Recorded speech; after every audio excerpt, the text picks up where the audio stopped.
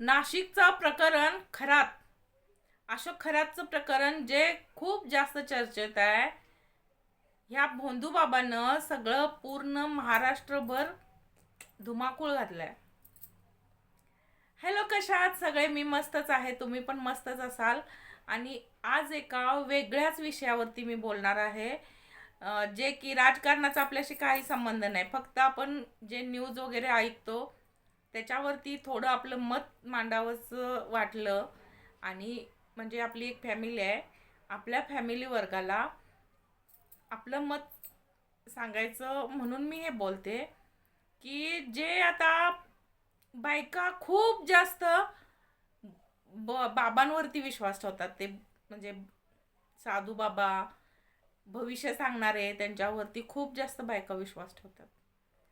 पुरुषांच्या तुलनेत बायकांची संख्या जास्त आहे. म्हणून मला असं सांगायचं आहे की बायानो, सगळेच म्हणजे विश्वास ठेवण्याच्या लायकीचे नसतात. आणि भोंदू बाबा तर अजिबात विश्वास ठेवू नका. कुठल्याच हे ना, म्हणजे जे आपल्याला मिळणार आहे ते वेळेनुसारच मिळणार आहे. कुठला बुवा वगैरे, कुठल्या सुख शांती, हे काही त्यांच्याकडनं मिळत नसतंय. तुम्हाला तुमच्या मेहनतीचंच फळ मिळणार आहे. आणि मुलं म्हणाल तर मुलं अशी जादूटोणावरती मुलं होत असती तर बिना मुलाची जेवढी आहेत ते राहिलीच नसते आपल्या अवतीभोवती. सगळ्यांनी जादूटोणा करूनच मुलं मग पैदा केली असते. हे सगळं थोटांड असतंय. आणि वाचायचं असेल तर आता सगळे शिक्षित आहात, शिकलेल्या बायका आहात. अडाणी बायका असून सुद्धा बहिणाबाई चौधरीने आपल्या कवितेत मस्तपैकी सांगून ठेवलंय सगळ्यांना की जादूटोणा करून आणि हात बघून, हाताची रेषा बघून काही होत नाही. जे तुम्हाला मिळणार आहे ते मेहनतीनंच मिळणार आहे. त्यामुळं भविष्य बघू नका. बहिणाबाई चौधरींची कविता आहे, खूप छान आहे. मला ते काय पाठ होत नाही, त्यामुळं मी काय म्हणजे मी वाचलेली आहे, मला त्याचा सार माहीत आहे. पण शब्दशः ओळी ओळी आठवत नाहीत मला.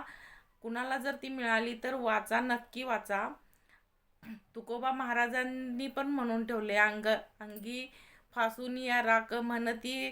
ते सगळं थोतांडाचं आहे, ते सगळं त्यांनी आपल्या अभंगात खूप छान समजवलेलं आहे. आणि ते अभंग तुम्हाला जर वाचायला इंटरेस्ट नसेल, मिळत नसेल कादंबरी म्हणजे ते आपल्याला म्हणजे कोण आणून देत नसेल तर आत्ता सध्या आपण ऑनलाईन अभंग ऐकू शकतो. वाचायचं म्हटलं तर वाचू शकतो. आपल्या हातात हा मोबाईल आहे. ह्या मोबाईलद्वारे काही अशक्य नाही. त्यामुळं अशा भोंदू बाबांकडे जाण्यापेक्षा जे काय आपल्या पूर्वीच्या लोकांनी सांगून ठेवले, ज्ञान घ्या. त्यांनी जे आजकाल महाराष्ट्रात माहिती आहे का, इतकं सगळं चाललंय, पण आपल्या लोकांना काय टेन्शन आहे माहिती आहे का? गॅसचे दर वाढलेत, त्याचं टेन्शन अजिबात नाही आम्हाला. आम्हाला एवढंच टेन्शन आहे की ह्या खरात बाबाचे व्हिडिओ कधी व्हायरल होतात, कधी येतात, नवीन नवीन व्हिडिओ कधी पाहायला मिळतात. आपण आजकाल फक्त तेच बघत असतोय. सांगा खरं, बघताय ना? ह्या माणसानं इतक्या बायकांना फसवलं. अहो, बायका मेंदू गुडघ्यातच असणार त्यांचा. कशाला पाहिजे भोंदू बाबा ते? तुम्हाला मुलं अशी होत असती तर मग सगळ्यांनाच कोण असं बिना मुलाचं राहिलंच नसतं.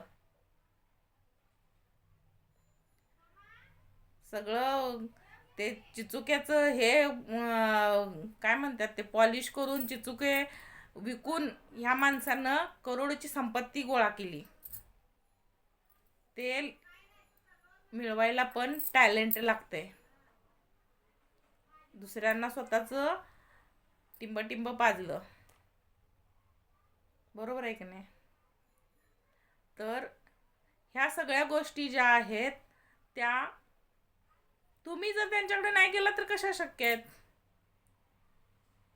तुम्ही अशा गोष्टींना जर खतपाणी नाही घातलं तर ते लोकांना काय कसं?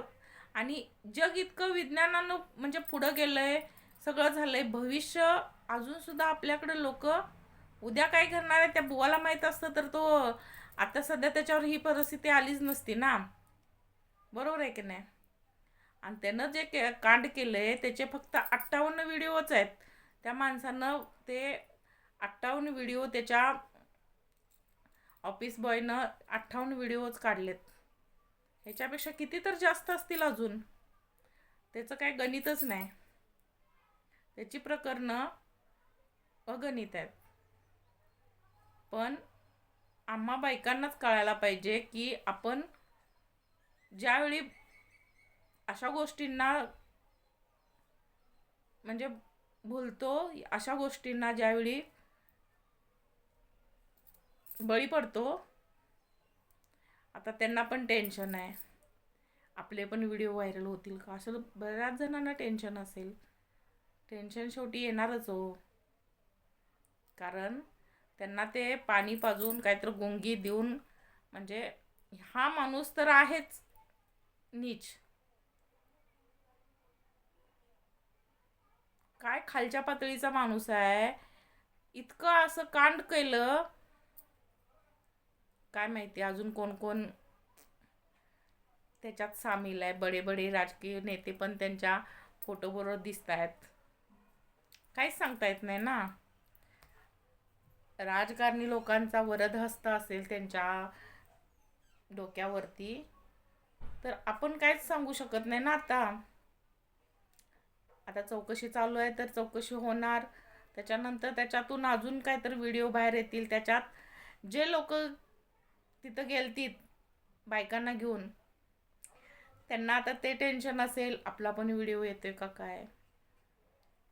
हे टेन्शन त्यांना घेऊन निम्म त्यांनी खाली घेतलं असेल. तर मला काय सांगायचं सगळ्यांना, संविधान वाचा, कायदा वाचा. आपण शिकलेले आहोत. अडाणी बायका बऱ्या होत्या. बहिणाबाई चौधरी आपल्या कवितेत नेहमी सांगायच्या की अडाणी राहू नका. ती बिचारी तिला वाचता लिहिता पण येत नव्हतं. पण एवढ्या सुंदर कविता लिहून ठेवल्या आणि आपण त्यांचं अनुकरण करत नाही. आपण कुणाचं अनुकरण करतोय? जे झगामगा दिसतंय का नाही बेडगी आयुष्य त्यांचं अनुकरण करतो. ते आपल्याला जास्त छान वाटतं.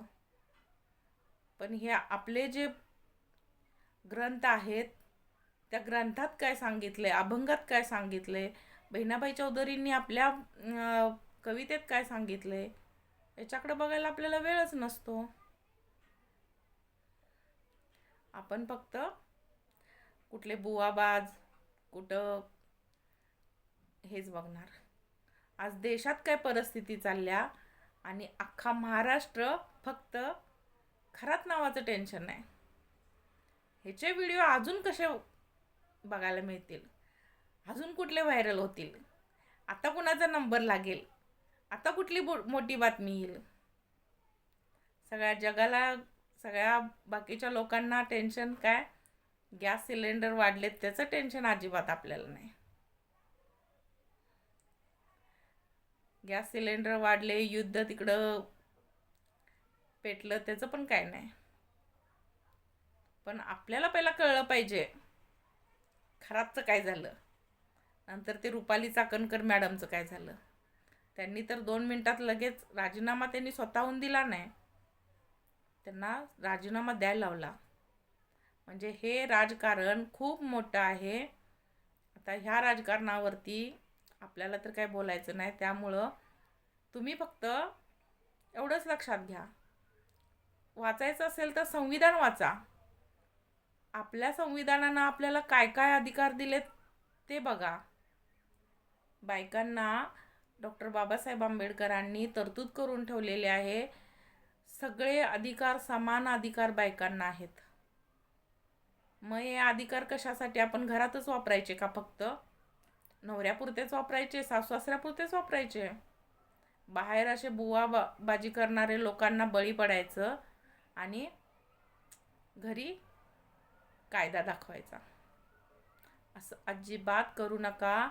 बाहेर पण एखाद्यानं तुम्हाला जर कुणी म्हणजे असं काय लुटण्याचा, लुबाडण्याचा किंवा धमकावण्याचा प्रयत्न केला तर तुम्हाला ते संविधान तुमच्या रक्षणासाठी आहे.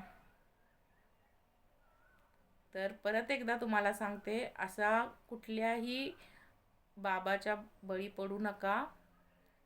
आणि व्हिडिओ आवडला तर सगळ्यांनी लाईक करा, सबस्क्राईब करा. फेसबुकवर बघत असाल तर फॉलो करा.